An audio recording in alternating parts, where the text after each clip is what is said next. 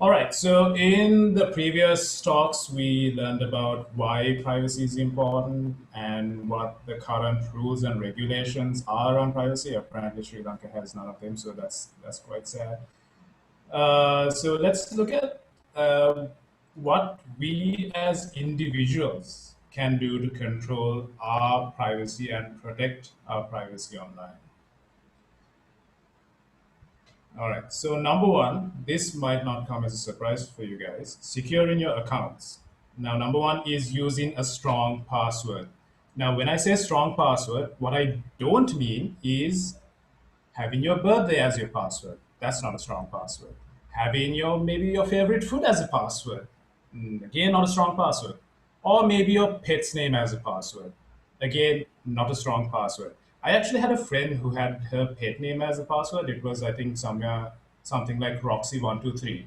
Very predictable, and anyone who can guess it can hack into her account and then cause all kind of chaos. So these are relatively easy to guess passwords. So what I suggest is have passwords that are unpredictable. One way of having unpredictable passwords are if you can have capital letters, simple letters, maybe numbers, maybe symbols into your password, and have a complex password when you sign into your accounts.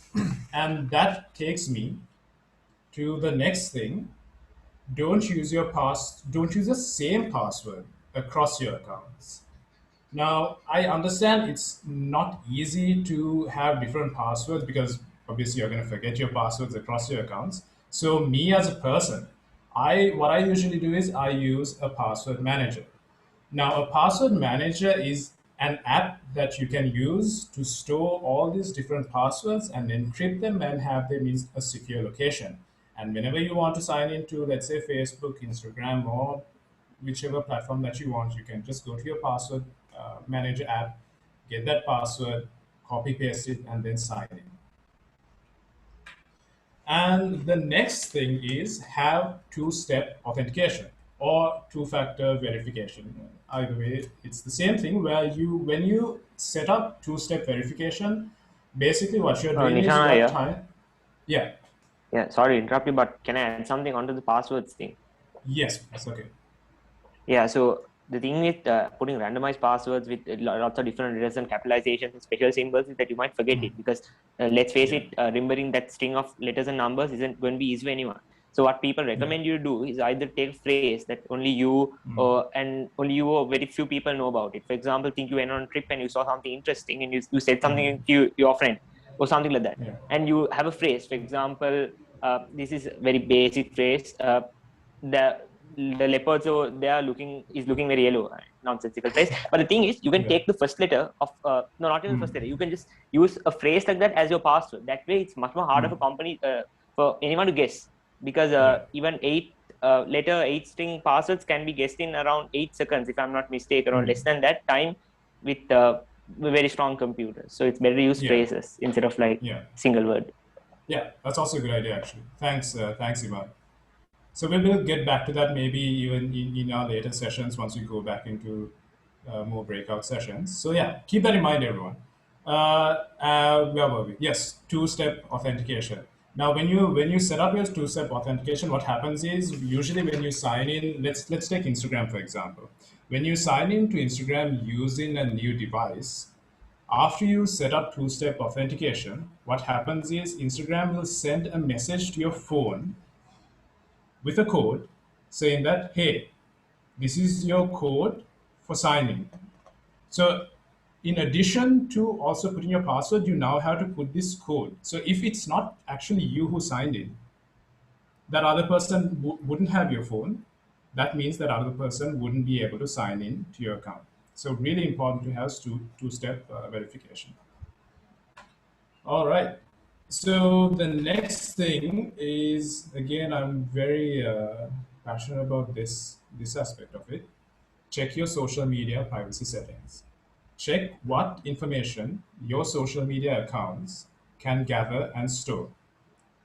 Now, For example, you can go on to your data and privacy settings on Google, Facebook, Instagram, or any other social media platform or any other website, and see what you allow these companies to collect and store, and by default, what you share with others on that platform.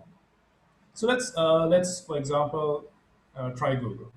In Google, you go to manage your account and then manage your data and personalization. Let me show you. Can you see my Google page, my homepage? Let's give thumbs up. Awesome. Okay. So you go here, your top right corner, once you're signed in, obviously, and you can then go to manage your Google account. So once you click that, it will open a new page and it will give you all of these controls with regards to your Google account. But what I'm interested in is managing my data and personalization. So I just click on that. Okay, here we go. So sometimes Google actually does this thing where they actually will suggest what kind of privacy or controls you need to address. Apparently, I have 3 suggestions. Let's get to that later. But here, I'm just going into activity controls. Now, activity controls is everything from your web searches to your YouTube searches to its history and all of that, and then your location history and searches. So if you see right now, being the very privacy first person I am, I've switched off everything. I've switched off web and activity, so Google doesn't really store my web history and all of that. And I've switched my location history, so Google doesn't really know where I've been in the past few days, although I've been at home. I haven't been outside. I need to go outside. And here's something interesting. I haven't switched off my YouTube history. You know what I thought? Maybe my YouTube history is something that will come in handy when you know those occasions when you're sharing something with your friends. You're like, hey, I watched this video. Let me get it for you, and I'll share it with you. But as of late, I don't really need that because I think I can just search for the video and then share it as opposed to going through my history. So yeah, what do you think? Should I keep this on or should I keep this off? Anyone, any suggestions? I think it's a lot of Well, storage. Yeah. It tends to add up on my storage. But other than that, I like having it there in case I forget. Yeah. Does YouTube history get stored on our devices as well? I don't understand the storage thing. Yeah. So I don't think it's on the device. I think it's on the Google servers. So like it's to track your history, track the kind of information that you're interested in, or other the videos that you watch and everything. I'm just gonna switch it off because I feel weirdly uncomfortable about it. Okay. Yeah. Just paused it. Okay. Setting is off. Great. Thank you, Google. And next, this is something interesting. Your ad personalization. That thing that Marlene spoke about earlier, where it tracks your behavior online, and then what Google does is Google then sells this data to other companies, so they can just push advertisements back to you. All right, so I've kept this off because I don't really want these other companies to track me. Okay, so now next, after Google, we have Facebook. And Facebook has this thing that they implemented recently called privacy shortcuts, which came up after Facebook was called out for not having privacy settings that are easily accessible. So to get Facebook privacy settings, obviously now it's signed into my Facebook account. You click on accounts and you go to settings and privacy, and then you go into privacy shortcuts.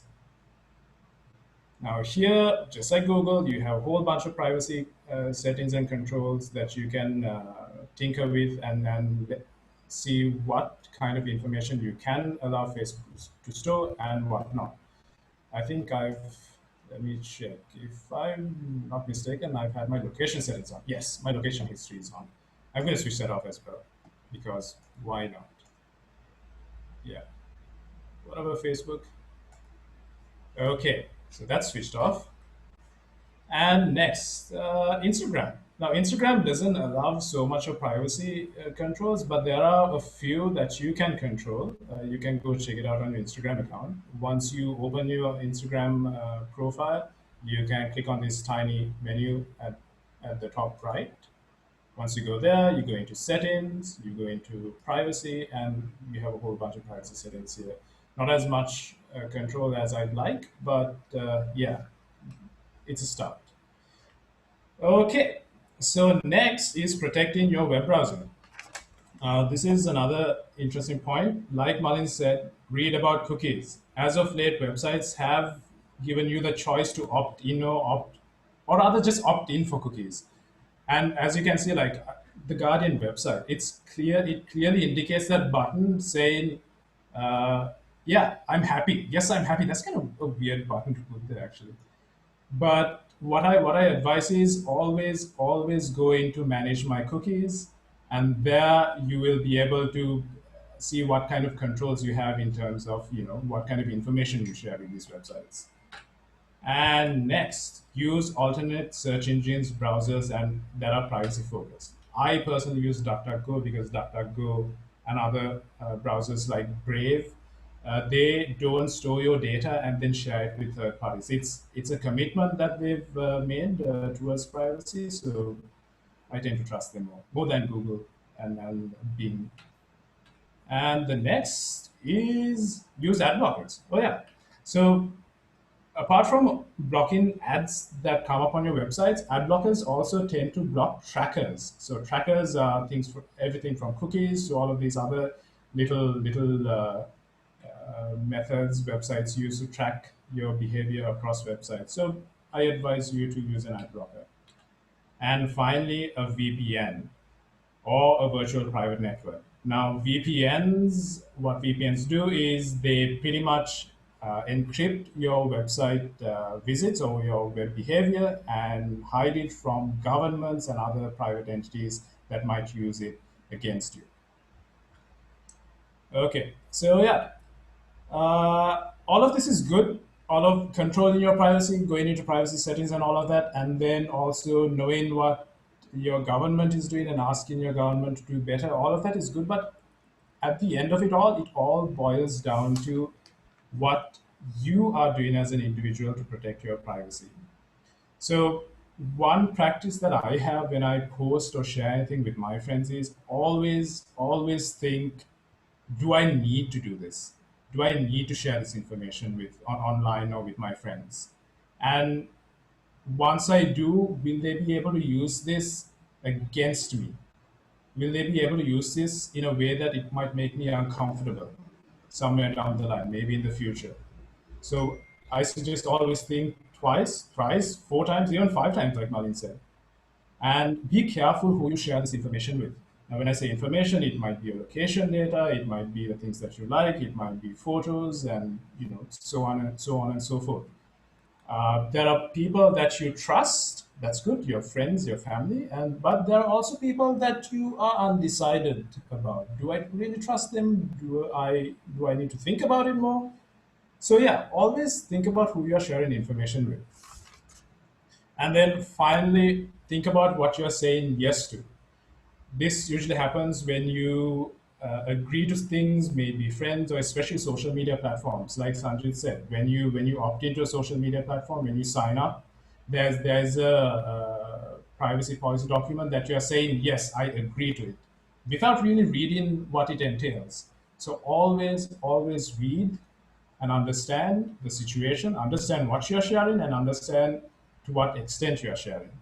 Because at the end of the day, you have the right to your information, you have the power over your information, and no one should be able to use that information against you to manipulate you or to make you feel uncomfortable, maybe today or maybe somewhere down the line.